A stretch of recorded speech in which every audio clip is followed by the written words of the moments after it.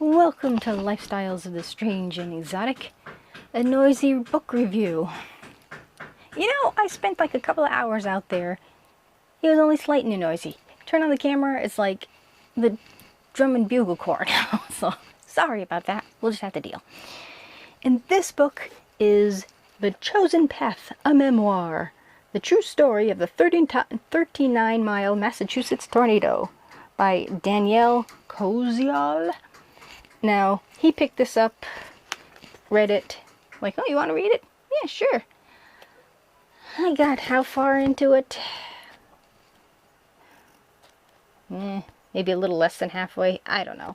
But this, now I know where this, well actually if you look at like Google Earth you can actually see, if you focus like on Massachusetts, there's this like line that kind of goes this way.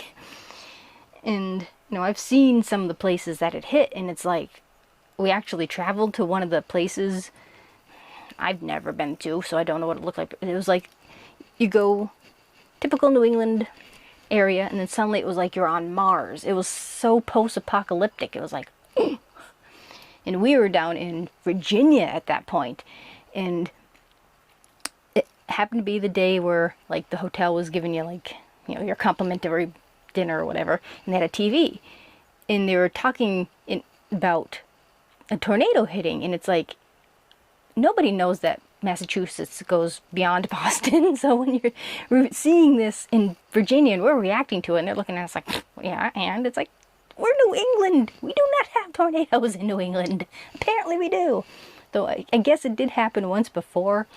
I think it was in Worcester. And you can tell you're not a New Englander if you don't know how to pronounce Worcester. But this was like,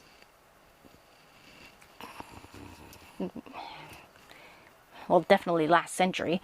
But I don't know if it was like 18, 19 something. But it was like really, really long time ago. And I guess you can tell like what part was rebuilt and what wasn't.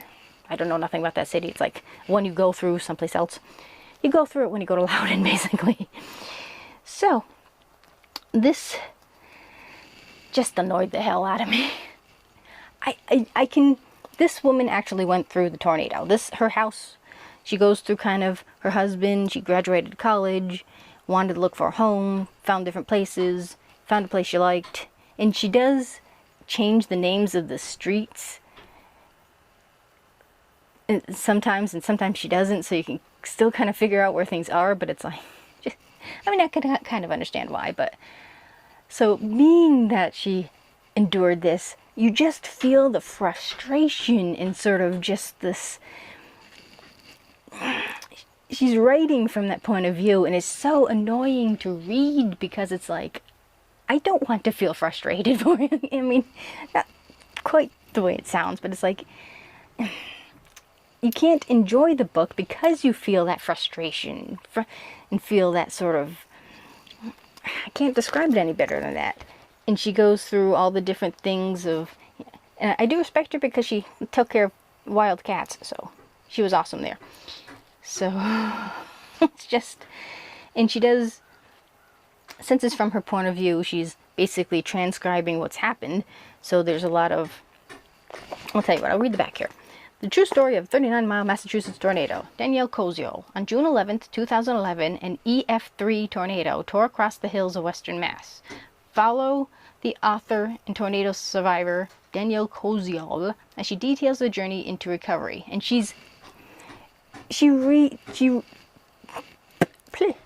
writes like I do, with every finite detail written down. So she goes through everything. I mean, that so that I could respect. I understood that, and you know, that I didn't have a problem with.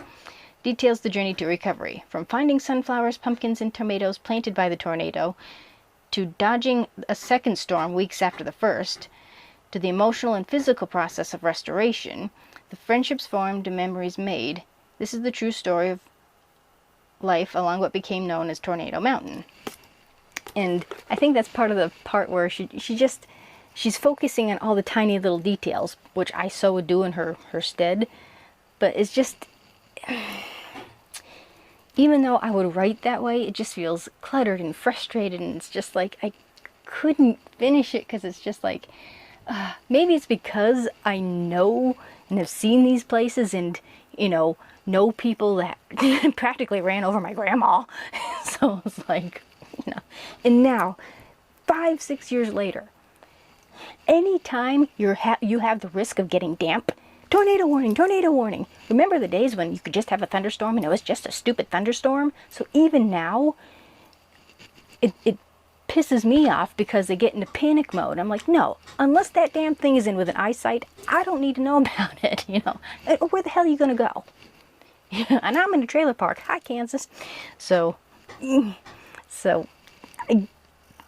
you can't really like enjoy these kind of books, really. I mean, like, how do you absorb this type of, horror story type of thing? But I don't know. I couldn't. I put it down, and I'm like, every time I pick it up, it's like, you just feel her misery. And I'm like, maybe because I'm too empathic, and I'm absorbing that. It's like, I couldn't deal with it. I emotionally could not deal with this, basically. So, and even now you can still see, like, in a part of one of the towns, it's like somebody took a razor and went down the mountain, because you have trees, blank space, trees. And it's so weird. In some places it got hit a lot more. So you're like traveling, you're suddenly in like the Twilight Zone, and then you leave, and it's like, I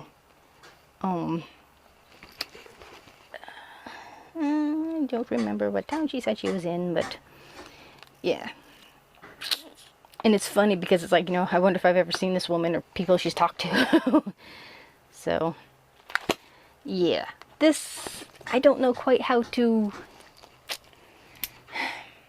I didn't enjoy it. It was difficult for me to read. I was too empathic. I felt what she was going through too much, even though we were lucky we weren't part that got zoomed over. Yeah, I don't know quite who would...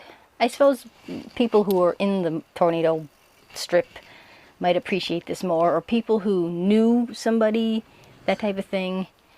I suppose people in like the Midwest are like, that's just a Tuesday here, it's like, so you kind of feel like, oh, and one thing too, she does mention about the Gawkers. That pissed me off. We literally, we went to Virginia. I think a few days later we came back. It takes 9 minutes from the center of one of the towns that got hit to where we were going. Say from where we were, 10 minutes. It took us about an hour to do so because every dumbass from Connecticut was coming up. Why? Oh, of course, down south, because we're coming up from the south, obviously. So we went through Connecticut, and on our way up, all the plates were frickin' Connecticut plates. Click, click. And it's like, I'm hoping a tornado hits Connecticut so we all in Massachusetts can go down there and gawk. So they're plugging up the streets. People were trying to do stuff, and they were, trying to get things together. And my brother goes, hey, do you have a chainsaw? It's like, well, we'll be there by Tuesday. It's like, so that, because she... referred to that in the book too, or she's in the middle of a war zone. Her house has been like almost obliterated, and these people are going by with like cameras. The fuck? So yeah, that pissed me off. That I totally understood. So yeah, it was a crazy time. So I don't know. Some people might enjoy this. Definitely people who are within the area. There are no people. Interesting. I couldn't deal with it. Gonna give it back so he can pass it on to somebody who can emotionally handle the book.